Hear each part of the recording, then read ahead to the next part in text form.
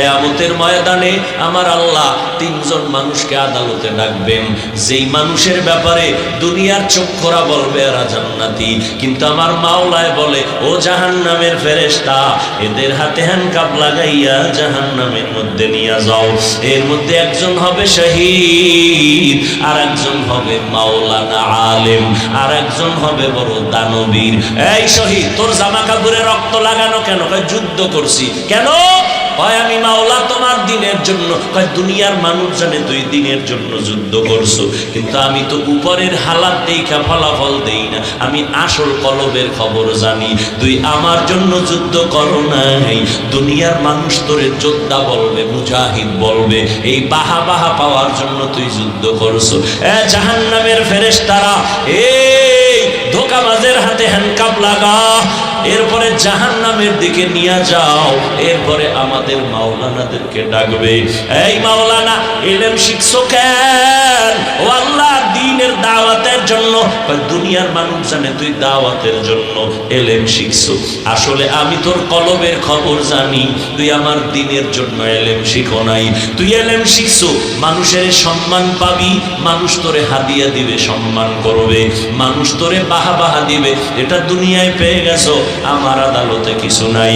ও জাহান্নামের ফেরেশতা, এই মাওলানার হাতে হ্যান্ডকাপ লাগাইয়া জাহান্নামের দিকে নিয়ে যাও। দানবীরকেও ডাকবে, এই টাকাওয়ালা, আমি তোরে টাকা দিয়া গরিবের হালাত থেকে তোরে পেরেশান মুক্ত করে দিছি, কি করছো? ও আল্লাহ, টাকা দিয়া মাদ্রাসা মসজিদ করছি, কালভার্ট করছি, গরিবের সহযোগিতা করছি। কেন? কয় যে আল্লাহ তোমার জন্য। কয় না, দুনিয়ার মানুষ জানে তুই আমার জন্য করছো, আমি জানি তুই দুনিয়ার সম্মান পাওয়ার জন্য করেছো। আজ আমার আদালতে কিচ্ছু নাই। জাহান্নামের ফেরেশতা হাতে হ্যান্ডকাপ লাগাইয়া জাহান্নামের দিকে নিয়ে যাও। এইবার বুঝেন বাবা, ওই একজন শহীদ, গলা কাটা শহীদ যদি জাহান্নামে যায়, মাওলার আদালতে মাওলানা হইয়াও যদি যায়, আমার মতো মাওলানার উপায় কি হবে? এই কারণেই তো আবু বকর জান্নাতের টিকিট পাইয়া সারা জিন্দেগি কান্না করেছেন, কবরে কি উপায় হবে আমার, হাসরের ময়দানে কি উপায় হবে আমার। এই পর্দার আড়ালের আম্মা জানেরা, আমার নবী একদিন আম্মা জান আয়েশা রাদিয়াল্লাহু আনহার ঘরে বসে কান্না করেন। আম্মা জান বলেন, নবী কেন কাঁদেন? আমি আয়েশা কোনো বেয়াদবি করেছি? কয় না, কাঁদেন কেন? ও আয়েশা, হাসরের ময়দানের কথা আমার মনে পড়েছে, এই জন্য কাঁদি। কেন, কি হালাত? বলে হাসরের ময়দানে সব মানুষগুলো উলঙ্গ দাঁড়াবে, কেউ উলঙ্গ ছাড়া দাঁড়াবে না। ওই সময় সূর্যের গরম, জাহান্নামের আগুনের গরম, উম্মতেরা পাগলের মতো ছোটাছুটি করবে। আদম নবীর কাছে যাবে, মুসা নবীর কাছে যাবে, নূহ নবীর কাছে, ইব্রাহিম নবীর কাছে, ঈসা নবীর কাছে, সবাই তারায় দিয়া বলবে নফসি নফসি নফসি, আমার উপায় কি হবে? সর্বশেষ কেমন ভয়ঙ্কর হাসরের মাঠ! নবীরা যাদের গুনাহ নাই তারা পর্যন্ত কান্নায় বিভোর হয়ে যাবে, উম্মতের ভুলিয়া যাবে। সর্বশেষ উম্মতেরা আমার সামনে আসবে।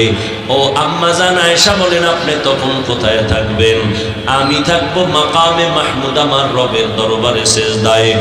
আমার উম্মতেরা যখন আসবে, আমি সেজদায় পড়ে একবারও বলবো না আল্লাহ আমাকে বাঁচাও, আমি শুধু বলবো আল্লাহ আমার উম্মতের বাঁচাও, আমার একটা উম্মত যেন জাহান্নামের মধ্যে না যায়। ও আয়েশা, আমার উম্মত গুলোরে না নিয়ে আমি জান্নাতের ভেতরে যাব না। ও নবীর আশেক উম্মতেরা, ওই নবীরে কেন চিনো না? আজকে দিলটারে বুঝাও। ও যুবকেরা, ও বাবাজিরা, ও পর্দার আড়ালের মা বোনেরা, আপনার মতো কত মা পাঁচ বেলার নামাজ পড়ে, স্বামীর মাল হেফাজত করে, মোবাইলে সময় নষ্ট করে না, বেপরদায় চলে না, আপনারা কেন পারেন না? ও যুবকেরা, তওবা করো। তোমার মতো যুবক স্কুল কলেজে পড়ে, দাড়িওয়ালা নামাজির অভাব নাই, চাকরি করে, ব্যবসা করে, ড্রাইভারি করে, কৃষিকাজ করে, নামাজ ছাড়ে না।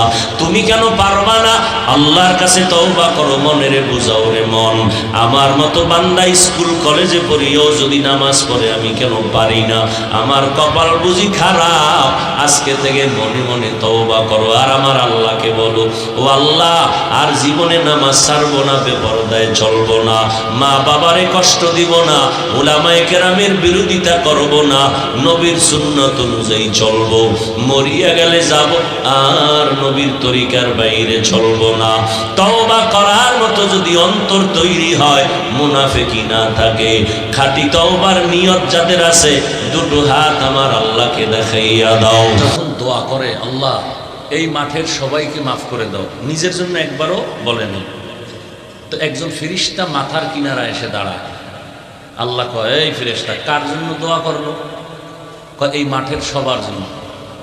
ওর জন্য করে নাই না। আল্লাহ বলেন, তাহলে সবাইকে দোয়ার অংশ দেওয়ার আগে একে দিয়া শুরু করলাম।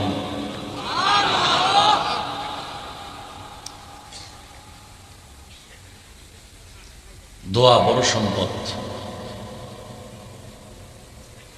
বড় হুজুর হইলেই দোয়া কবুল হইবে, গ্যারান্টি আছে। রিক্সা চালায় একজন গরিব মানুষ, বুড়া, এই লোকটাও দোয়া করতে দেরি, কবুল হতে। কিন্তু কিছু মূর্খ আছে 2-5 টাকা ভাড়ার জন্য বুড়ার সাথে বেয়াদবি করে। আল্লাহ সব ভাইকে হেদায়াত দান করে। সংক্ষিপ্ত আলোচনা এবং সেই নিয়তে কোরআনে হাকিমের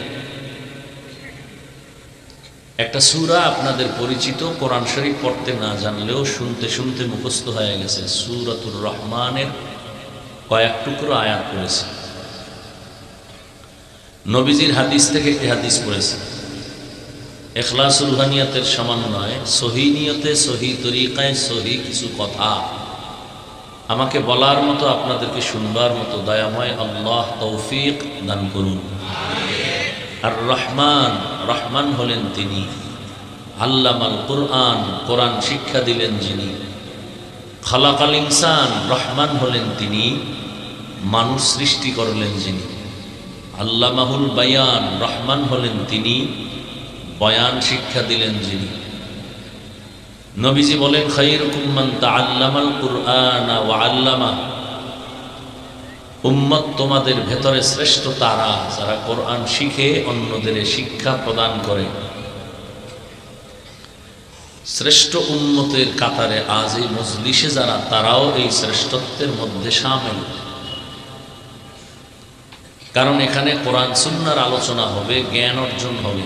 হাকিমুল উম্মত, মুজাদ্দিদুল মিল্লাত শাহ আশরাফ আলী থানভী ফারুকী রহমতুল্লাহ আলাইহি লিখেন, কোরআন ও হাদিস তথা উলামায়ে আহলে হকদের মজলিসে বসলে অন্তত দুটো উপকার হয়।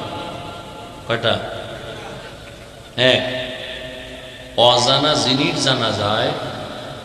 দ্বিতীয়ত, কলব তাজা হয়। হাদিস শরীফ আছে, লোকমানে হাকিম তার সন্তানকে উপদেশ দিতেছেন।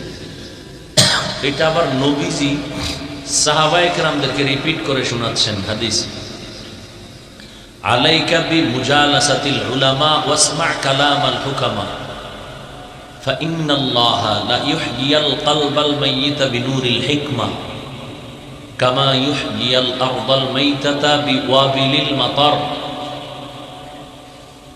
লোকমানে হাকিম তার সন্তানকে বলতেছেন, উলামায়ে কেরামদের মজলিসে বসো, তাদের হিকমতপূর্ণ আলোচনা শুনো, এর দ্বারা মুর্দা দিল জিন্দা দিলে পরিণত হয়ে যায়।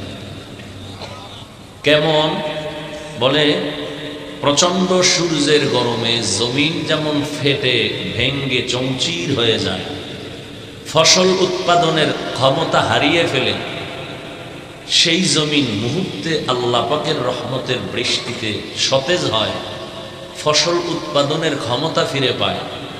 ঠিক তেমনি ভাবে গুনাহের দ্বারা যাদের দিল ভেঙ্গে চৌচির হয়েছে, আল্লাহওয়ালাদের মজলিসে বসলে আল্লাহ তাদের দিলকে এই পরিমাণ তাজা করে দেন। রহমতের বৃষ্টির মাধ্যমে যে ফসল উৎপাদনের ক্ষমতা ফিরে পায়। নামাজ পড়তে ভালো লাগতো না, এখন নামাজ ছাড়তে ভালো লাগে না। তেলাওয়াত করতে ভালো লাগতো না, এখন তেলাওয়াত না করলে ভালো লাগে না। আলেমদের কাছে যাইতে মনে চাইতো না, এখন আলেম ছাড়া মন ভালো লাগে না। এটা উলামাদের মজলিসে বসলে হয়। আল্লাহ আমাদের বুঝার তৌফিক দান করেন। মানুষের বুঝ একটা কঠিন একটা পুঁজি বা সম্পদ। মানুষের বুঝের কারণে মানুষ লাইনে, বুঝের কারণে মানুষ বেলাইনে। এক একজনের বুঝ এক এক রকম। কেউ মনে করে গানের প্যান্ডেলে শান্তি, কেউ মনে করে ওয়াজের প্যান্ডেলে শান্তি, কেউ মনে করে মন্দিরে শান্তি, কেউ মনে করে মসজিদে শান্তি। সব বুঝ। মাওলায় যারে বুঝ দিয়ে দেন, সে যদি বুঝেই ফেলে যে এটাই হক, জীবন চলে যাবে, এর থেকে পিছপা হবে না। তো আমি যে সূরাতুর রহমানের আয়াত পড়েছি, আমি ধারণা করতেছি আপনারা এই আয়াতগুলো সবাই পারেন। আর রহমান আল্লামাল কোরআন খালাকাল, আয়াতের তরজমা করলাম, ব্যাখ্যায় আসবো আমি অনেক পরে। আনুষঙ্গিক কিছু কথা বাচ্চার কান্না বন্ধের জন্য। আপনি এখন বাচ্চার কান্না বন্ধের জন্য কার্টুন দিতেছেন সন্তানকে, মোবাইলটা ওপেন করে। জানি না কোনো হুজুর দেয় কিনা, আমার জানা নেই, হুজুরেরা তো দেয় না। কেউ দিলে সেটা আল্লাহ ভালো জানে। আপনি কার্টুন দিবেন কেন? এই জন্য অনেক মা বাবা কিয়ামতের দিন নেক আমল করার পরেও জাহান্নামে যাবে সন্তানের কারণে। قال النبي صلى الله عليه وآله وسلم ما من مولود إلا يولد على الفطرة فأبواه يهودانه أو ينصرانه أو يمجسانه إلى آخر الحديث أو كما قال النبي عليه الصلاة والسلام। সুর দিতেও ভয় লাগে, কি যে শুরু হয়েছে দেশে, সুর দিয়ে ওয়াজ করা যাবে না। আমার কথা হলো, মাঠে ময়দানে আলেমদেরকে ইশারা ইঙ্গিতে উল্টা পাল্টা করলো, এটা পাবলিকের বললে লাভ কি? কি ওলামাই কেন এটা মাঠে বললে কোনো ফায়দা আছে? মানে অবস্থা এমন হয়েছে, দেশে কোনো মুরব্বী নাই, সব আমরা বাড়িঘর ছাড়া, যে যেখানে দিয়ে পারো আর মারো। কেউ ডাইকে যে একটু বুঝাইবে এই মুরব্বী নাই, সব এখন একাবির হচ্ছে, আকাবিরের অভাব।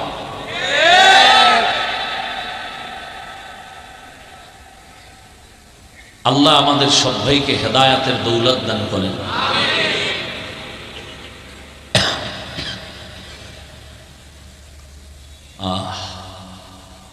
কি বয়ান করব, সেই ছাত্র জীবন থেকে ওয়াজ করি 12 মাস।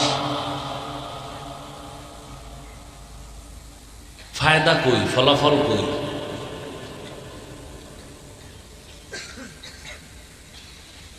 আল্লাহ নবীজি বলেন, সন্তান পৃথিবীতে ভূমিষ্ঠ হয় ঈমানের আলো নিয়া। মা বাবা ওই সন্তানকে অগ্নি পূজারী বানায়, মূর্তি পূজারী বানায়, গায়রুল্লাহর গোলাম বানায় মা বাপ। এজন্য আল্লাহ কোরআনে কি বলেন? কিয়ামতের দিন সন্তানকে ডাকবে, এই ছেলে নামাজ পড়ো নাই কেন, রোজা রাখো নাই কেন? আমার কোনো দোষ নাই, মা বাবার সব অপরাধ।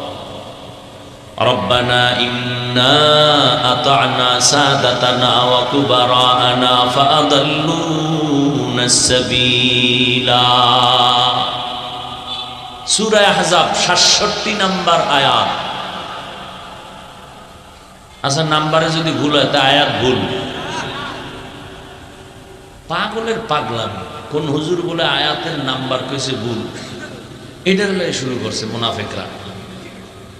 তো নাম্বার ভুল লিখে আয়াত ভুল, তেলাওয়াতও ঠিক, তরজমাও ঠিক, ব্যাখ্যাও ঠিক, নাম্বারে ভুল হয়েছে, এই জন্য উল্টাপাল্টা মন্তব্য। এটা কিয়ামতের আলামত। যেই উম্মত নবী মানে না, ধ্বংস। যেই মুসল্লিরা ইমাম মানে না, ধ্বংস। যেই উম্মত উলামায়ে কেরামকে সম্মান দিতে জানে না, এদের কপাল ধ্বংস।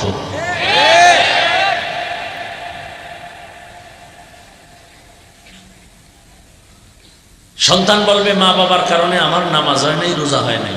আল্লাহ শেষে বলবে, তোমার বিবেক দিছিলাম না? ভালো মন্দ যাচাই করে চললা না কেন? বলবে এটা আমার ভুল হয়ে গেছে। বলে তাহলে ভুলের মাসুল কি হবে? বলে বিবেকের বিচার হবে। ইন্নাস সামআ ওয়াল বাসারা ওয়াল ফুআদ কুল্লু উলাইকা কানা আনহু মাসউলা। সন্তান বলবে আল্লাহ আমার বিবেকের বিচার করবেন, আমার একটু আবদার আছে। রব্বানা আতিহিম যিফাইনি মিনাল আযাব ওয়ালআনহুম লা'নান কাবীরা। আমারে ফিডা যদি একটা দাও, আমার মা বাবা মুরব্বীর নেতাটিরে ডবল ফিডা দিতে হইবে। কারণ আমার মা বাবায় যদি একটু আমারে নামাজের দাওয়াত দিতেন, আমি বেনামাজি হতাম না। কই আপনারাও সন্তান, আমিও যুবক, আমিও সন্তান। আপনাদের বুঝাবার জন্য বলি, অহংকার না। জমিনে আসার থেকে আজ পর্যন্ত আমার মা বাবা কোনোদিন আমারে ফুল প্যান্ট দূরের কথা হাফ প্যান্টও পরান নাই, পায়জামা অথবা লুঙ্গি। জীবনে আমার বাবা কোনোদিন এই যে কানিফারা জামা আছে এও পরায় না। এই লম্বা গোল জামা জীবন পরাইছেন।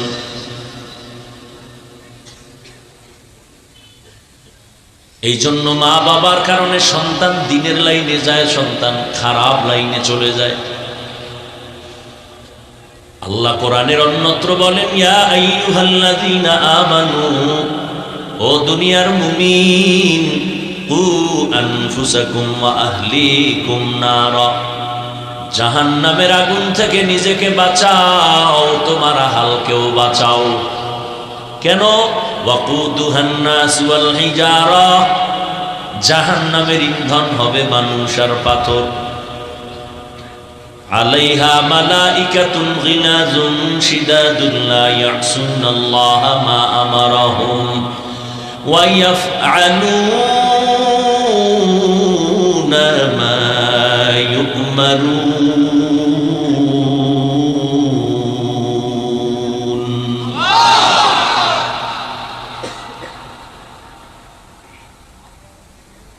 জাহান্নামের আগুন থেকে নিজেকে বাঁচাও, আহালকে বাঁচাও। এই মা বাবা, আপনি জাহান্নাম থেকে বাঁচবেন, আপনার আহাল হলো সন্তান, তাদেরকেও বাঁচাবেন। স্বামী, আপনার আহাল স্ত্রী, আপনিও জাহান্নাম থেকে বাঁচেন, আপনার স্ত্রীকেও বাঁচান। মসজিদের ইমাম খতিব সাহেবগণ, মুসল্লি, আপনাদের আহাল, জাহান্নাম থেকে আপনিও বাঁচেন, আপনার মুসল্লিদেরকেও বাঁচান।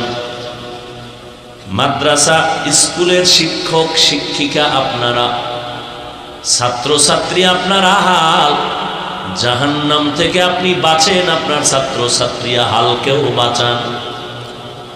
ও মিম্বর সাহেব, ওয়ার্ডের মানুষ আপনার জন্য আহাল, জাহান্নাম থেকে আপনি বাঁচেন, আপনার ওয়ার্ডের মানুষ আহালকেও বাঁচান। কিয়ামতের ময়দানে নিজে বাঁচবেন, এরপরও জান্নাত পাওয়া যাবে না, আহালের হিসাব দেওয়া লাগবে। ক্বালান নবিয়্যু সাল্লাল্লাহু আলাইহি ওয়া আলিহি ওয়াসাল্লাম, আলা কুল্লুকুম রাঈন ওয়া কুল্লুকুম মাসউলুন আন রাইয়াতিহি। ও যুবক, নবী কি বলছে তোমারে শুনছো তুমি? শুধু মোবাইল নিয়ে ব্যস্ত, দুনিয়ার আকাম কইরা পাহাড় বানাই ফেলাইছে। একটু ভয়ও লাগে না?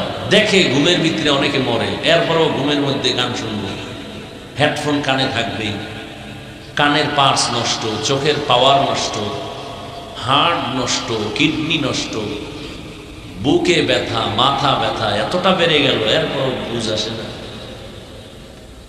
জিব্রাইল ঈসাও যদি বলে ভিড়বি না, মোবাইল চালাবি যখন শুনে রাখ, ওই মোবাইলের দ্বারা কিছু জ্ঞান অর্জন কর।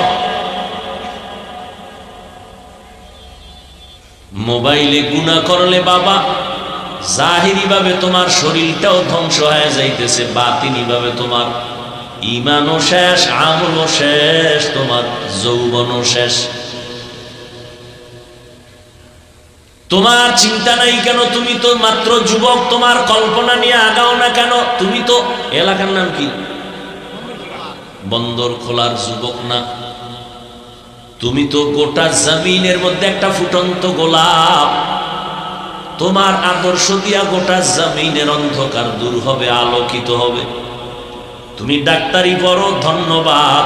তুমি ইঞ্জিনিয়ারিং পড়ো, আলহামদুলিল্লাহ, দোয়া করে গেলাম। ওই রাস্তাটা ছাড়বি না রে যুবক, কারণ আমার দেশে মাওলানার অভাব নাই। এত বেশি মাওলানা যে ভণ্ডদের কারণে এখন হক্কানি আলেম খুঁজে পাওয়া কঠিন। আমার দেশে এখন মাওলানা বেশি লাগে না, আমার দেশে আদর্শ ডাক্তারের বড় অভাব, আদর্শ ইঞ্জিনিয়ারের অভাব, আদর্শ একজন প্রফেসরের অভাব। অতএব ওই লাইনে থাকিয়া ডাক্তার হও, তবে বেয়াদব হইও না। ওই রাস্তায় পড়ালেখা করে তুমি ইঞ্জিনিয়ার হও, বেয়াদব হইও না। তোমার ব্যবহারে যেন আলেমরা কষ্ট না পায়, তোমার আচরণে যেন মুরব্বীরা কষ্ট না পায়, মা বাবা কষ্ট না পায়। তোমার আচরণে শান্তি দেও। ভালো একটা আদর্শ ডাক্তার হইয়া শুধু বন্দর খোলা শিবচর না, বাংলাদেশের জাতীয় না। আমি টার্গেট চাই তুমি ডাক্তার হবা, আন্তর্জাতিক মানের ডাক্তার। তুমি যদি ইঞ্জিনিয়ার হও, জাতীয় ইঞ্জিনিয়ার না, আন্তর্জাতিক মানের হও। তুমি প্রফেসর যদি হও, আন্তর্জাতিক মানের প্রফেসর। তোমার আদর্শের কারণে বাংলাদেশ থেকে বিদেশিরা তোমাকে হায়ার করে নিয়ে যাবে। এরকম প্রফেসর নাই? 20 মিনিট লেকচার দেওয়ার জন্য কলেজে তারে দাওয়াত দেয়, কত টাকা হাদিয়া, কত সম্মান। তোর মতো যদি মোবাইলে আকাম করতো, জীবনে মাথা উঁচু করে দাঁড়াতে পারতো না।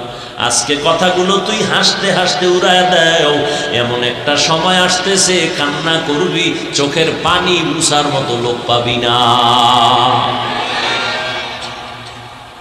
তুই ডাক্তার হইলেও কিন্তু মনে রাখিস, সব লাইনের জ্ঞান তোমার থাকতে হবে, বিশেষ করে ইসলামের লাইন। তুমি প্রফেসর হও।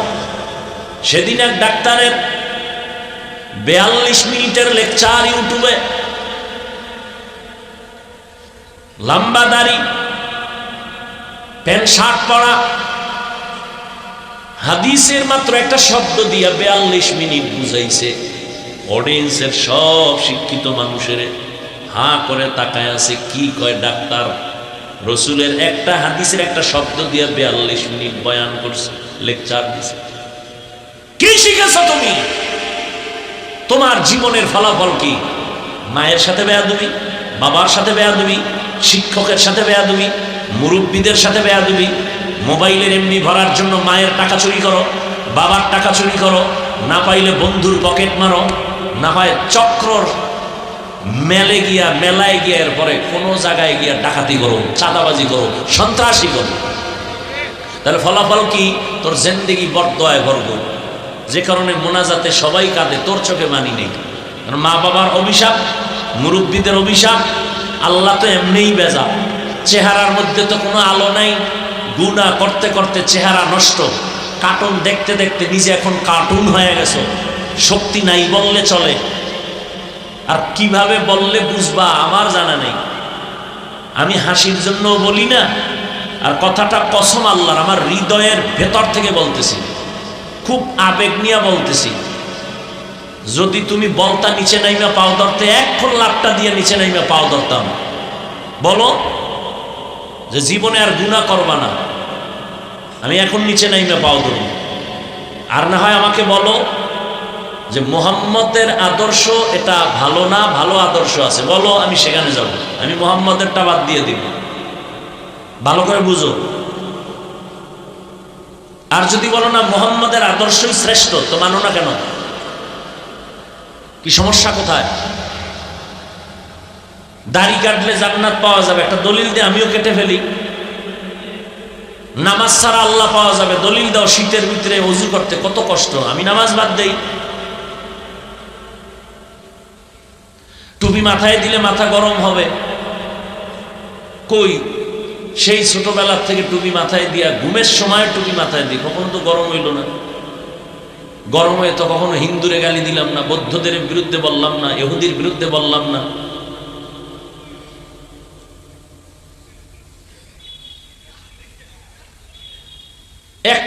পারলে বের করে দাও কোরআন থেকে, এখন দাড়ি কেটে ফেলবো, প্যান্ট শার্ট পরে রাস্তায় নেমে নাচ গান শুরু করবো, আল্লাহর বিরুদ্ধে শুরু করবো, একটা ভুল বের করে দাও কোরআন থেকে। আর যদি বলো না সত্য, তাহলে পা দুটো আগায় দাও, পাও ধরে বলছি তওবা করো। তোমার আদর্শ দেখে বেঈমান কালেমা পড়বে, তুমি বেঈমানের 5 গোলাম হইলা কেন? আমার রসুলের আদর্শের মধ্যে কি নখ কাটার নিয়ম নাই, চুল কাটার নিয়ম নাই? তুমি বেঈমানের পায়খানা চাটো কেন? কি স্বার্থ কি বলো? একটা স্বার্থের কথা বলো, আমিও যাব। যদি বলো হ্যাঁ বেঈমানের লাইনে গিয়া চুল কাটলে স্বাস্থ্য ভালো থাকে, চেহারা উজ্জ্বল হয়, যৌবন বাড়ে, অসুস্থতা হয় না, বলো একটা, বলো, আমি ওদিকে যাব। আর কিভাবে বুঝাইলে বুঝবা বলো? আল্লাহ তাআলা এই ওই যে এটা কি মানুষ না আর কিছু? এরা শুনে না মাইকের আওয়াজ? শয়তানে যারা ধরে কাম থুইয়া কাম করে, এরা মাইকের আওয়াজ শুনে না যেখানে ওয়াজ হয়? মোনাজাত দিয়ে দিব? কি আজীব বিষয়!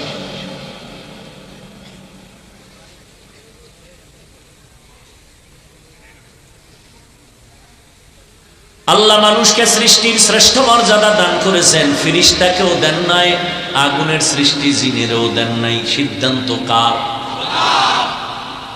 স্থায়ী না অস্থায়ী? মানে নাই কে? জানা থাকলে বলুন তো। ইবলিস মানে নাই কেন? গায়ের জোরে না যুক্তির ব্যানারে? যুক্তির ব্যানারে। আল্লাহ বলেন আমার স্থায়ী সিদ্ধান্ত মানুষ শ্রেষ্ঠ। ইবলিস তুই মানলি না কেন? আমার যুক্তিতে মিলে না। বলে যুক্তি কি? বলে খালাকতানি মিন নার ওয়া খালাকতাহু মিন তিন, আমাকে আপনি আগুন দিয়া বানাইছেন, আদমের মাটির দ্বারা বানাইছেন। আগুনের গতি উপরে, মাটির গতি নিচে, আমি কেন নত হব? আদম আমারে সিজদা করবে, আমি কেন করব? যুক্তিটা ফেলে দেওয়ার মতো না। তবে এখানে যুক্তি চলবে না, মালিক আর গোলামের কারবারে কোনো প্রশ্ন নাই, যুক্তি নাই। মালিক যা বলবে মেনে নিবা নির্দ্বিধায়, প্রশ্ন করা বেয়াদবি।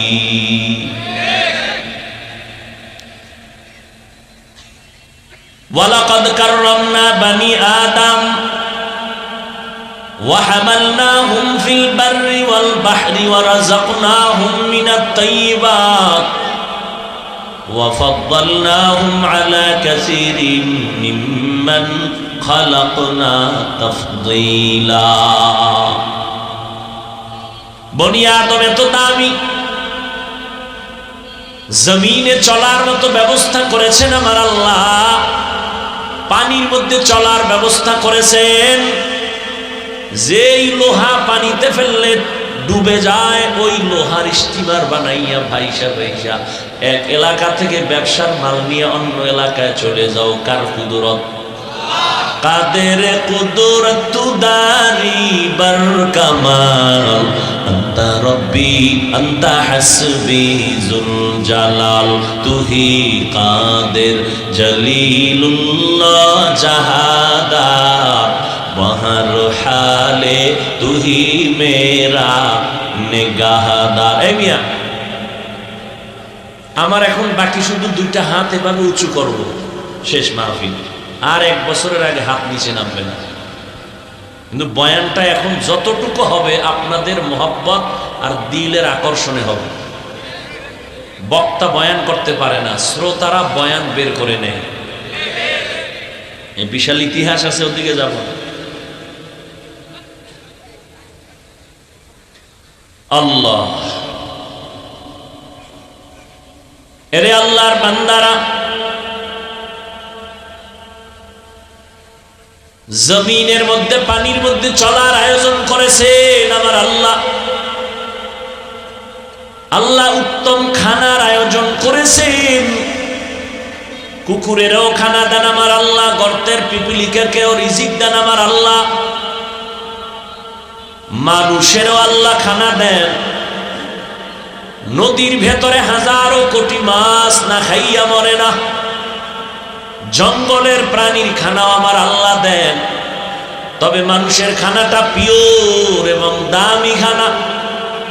ও মানুষ, যদি তোমরা আল্লাহর গোলামি করতা, আল্লাহ আসমান থেকে ডাইরেক্ট খানা তোমার সামনে হাজির করে দিতেন। বনি ইসরাইলের দিছেন না? সন্ধ্যাবেলা দেখতো কুয়াশার মতো হালুয়া পড়তেছে বৃষ্টির মতো, আর পাখির বুনা গোস্ত। আল্লাহ কয়, ও মুসা নবী, আপনার উম্মত বেশি চালাক, অতিরিক্ত চালাকি যেন না করে, তো খানা বন্ধ হয়ে যাবে। আজকের যে খানা দিছি আজকে খাইয়া ফালাবে, কালকের জন্য যেন না রাখে, কালকেরটা কালকে দিয়ে দিব। অতি চালাক বনি ইসরাইল কিছু খাইয়া রেখে দিছে, কালকে কি খাবে, নফসে খাওয়া মায় পাইছে। পরের দিন থেকে খানা বন্ধ। আমার নবী বড় আফসোস করে বলে, ওই বনি ইসরাইলেরা চালাকি যদি না করত, আমি শ্রেষ্ঠ নবীর আমার উম্মতেরা কিয়ামত পর্যন্ত আসমানের ডাইরেক্ট খানা পাইতো। গর্তাওয়াকুল মিকুনি হর সুবহ শাম, মিরসানা দরস্তে তু আজলা মাকাম, জুজবা হাকচি জে মখাদ ইনসুজা, ফজলে উ আমস্তে দর জুমলা জাহা। আল্লাহ পবিত্র খানার আয়োজন করেছেন। মানুষ, তোমার এই শ্রেষ্ঠত্ব যেন বিলীন হয়ে না যায়, তুমি ধরে রাখতে পারো। আমি আল্লাহ এই জন্য দুইটা ব্যবস্থা দিলাম, এই ব্যবস্থা গ্রহণ যদি করো, দুনিয়ায় কেউ তোমার সম্মান নষ্ট করতে পারবে না, পরকালে আমি আল্লাহ বিনা হিসাবে জান্নাত দিয়ে দিব। দুই ব্যবস্থার, এক ব্যবস্থার নাম রিজালুল্লাহ, আর এক ব্যবস্থার নাম কিতাবুল্লাহ। আল্লাহর প্রতিনিধি দল আর আল্লাহর দেওয়া কিতাব। আল্লাহর প্রতিনিধিদের মধ্যে শ্রেষ্ঠ ব্যক্তি রহমাতুল লিল আলামিন। আল্লাহর দেওয়া কিতাবের মধ্যে শ্রেষ্ঠ হলো কোরআনুল কারীম। আল্লাহর হাজার শুকর, দোনোটা আমরা পেয়েছি। কপাল বড় খারাপ, মানুষ আমার নবীরেও চিনে না, কোরআন সামনে আছে, কোরআন পড়তে জানে না। মাওলার কোরআন এত দামি একটা সম্পদ, রহমতের নবী চ্যালেঞ্জ দিয়া গেছেন, এই উম্মতেরা, আমি বিদায় বেলা দুটো জিনিস রেখে গেলাম, আঁকড়াইয়া ধর, কোনদিন তোর সম্মান নষ্ট হবে না। তারাকতু ফীকুম আমরাইন লান তাদিল্লু মা তামাসসাকতুম বিহিমা, কিতাবাল্লাহ ওয়া সুন্নাত রাসূলি। আল্লাহর কসম, ১৫০০ বছর পরে আজ এই জমিনে যারা কোরআন নিয়ে আছে, নবীর আদর্শ মেনে চলে, এদের মতো সম্মানে শান্তিতে এখনো কেউ নাই। ইলমে রা'জাজ করদন বেহিসাব, খলকেরা দাদন জওয়াবে বাসওয়াব, হকনা দারাত দুস্তে খলকা জারেরা, মিস্তে ই খসলত কে দিনদারেরা। আসসালামু আলাইকুম। হুমায়রা টিভিতে আপনাদের স্বাগতম। আমাদের সঙ্গে থাকার জন্য ধন্যবাদ। ভিডিওটি কেমন লাগলো জানাবেন, ভালো লাগলে বন্ধুদের সঙ্গে শেয়ার করুন। সবাই ভালো ও সুস্থ থাকবেন। আসসালাম।